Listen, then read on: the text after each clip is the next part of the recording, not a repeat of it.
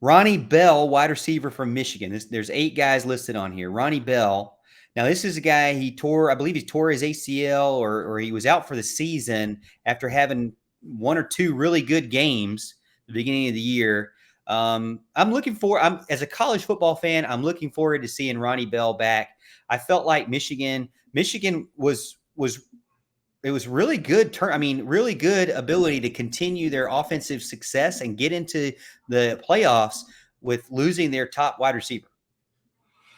Yeah, I mean, I think he'll be all right. I have my questions about Michigan. I think they were riding a wave of kind of emotion once you were able to get Ohio State and get that win at the end of the season.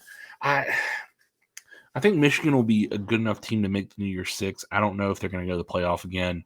I think they're going to struggle offensively, even with Ronnie Bell, unless they make a move at quarterback from McNamara to McCarthy. But he's definitely going to play a role in whoever's throwing the ball. Even though I hate Jim Harbaugh.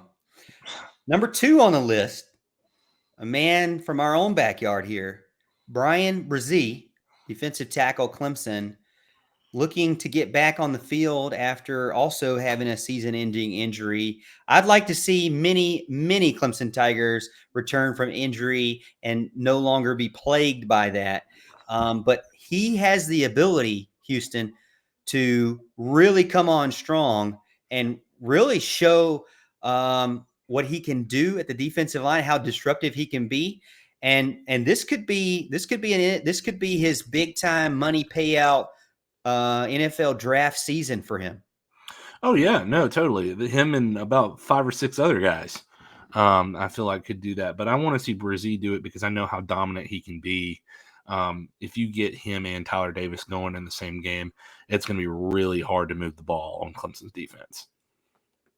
Yeah, I definitely believe. But Clemson's defense is really stout right now, and it's just going to continue to add. Zach Evans. Now, this is a picture of him with TCU. He has transferred to Ole Miss, and again, I think he's poised for a big jump there. Not only is he moving to a more difficult conference, but he's moving to an offense that I think will be able to use him. And he may be, Houston, this may be one of our early picks for a regular workhorse of the week. What do you think? I honestly don't think he's the best running back that they picked up. I think Ulysses Bentley from SMU is going to be a stud. But okay. and look, he's a good running back too. He can be an absolute workhorse when he wants. I don't know. I don't know enough about him. I know his recruitment was kind of a mess. And so I don't know if this guy, like emotionally or personally, is going to be a great fit. But then again, if he runs like he did in this game against Texas that I watched, he'll be a great running back. I just know the running back room at Ole Miss is going to be stacked this year between him and Bentley. Who has a better running back room, Ole Miss or Clemson? Oh, I'm going to have to say Clemson on that one. Shipley pacing him off is about as good as you're going to get. Dylan Gabriel gets his chance this time, though, gets another chance this time, though, at Oklahoma as a transfer. You know, it's hard to say. I mean, but Jeff Levy's going to be there. So can they continue with their normal high-flying self as offense? I think there's got to be – I mean, so much was shaken up from that team. There's got to be some big question marks going into this season. I don't think people realize the amount of roster turnover that Oklahoma had this past year. And they'll score points, but I feel like they're going to give up a ton of points. It took Brent Venables 2 years to really get Clemson's defense to the caliber it's at now when he first came to Clemson. I think it might take a little longer with Oklahoma. And I'm not saying that they're going to be this awful, terrible team, but I feel like they might lose a handful of games this year that people aren't used to simply because it's a transition year. And that's not an indictment on Coach Venables or anything. He'll get things turned around and get them primed for the SEC. But I think this year is going to be a transitional year for them. Mohamed Ibrahim, Minnesota, he was definitely a workhorse of the week. I think I picked him before he tore his ACL or was out for the season. He was having a great game, and then he went down. So I look forward to seeing him.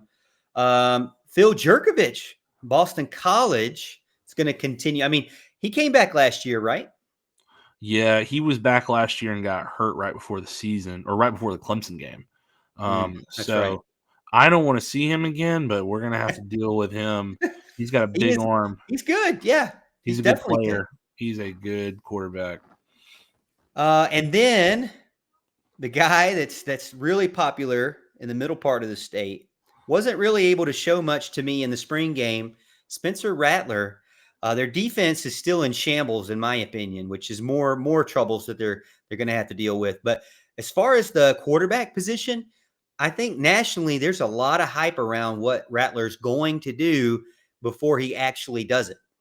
Oh yeah. Oh, 100% agree with that. And I'm not gonna say that he's not an upgrade. He's definitely an upgrade. Oh yeah, But I would caution anybody because right now, much like how Clemson fans are so down on Clemson in every aspect of basically down to the foundations that the campus is built on. South Carolina, to most everybody, even in the media, can do no wrong right now because of Spencer Rattler. Nothing proven. All right. He's got a connection with Coach Beamer. That's why he came to South Carolina. And they're going to be singing Kumbaya all the way until he throws his first pick six.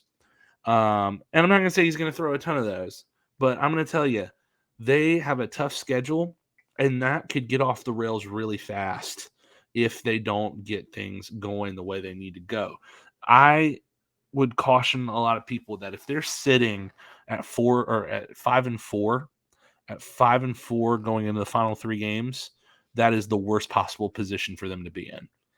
John Sarian says Rattler is a ticking time bomb, though, from a personal level from the internet gossip.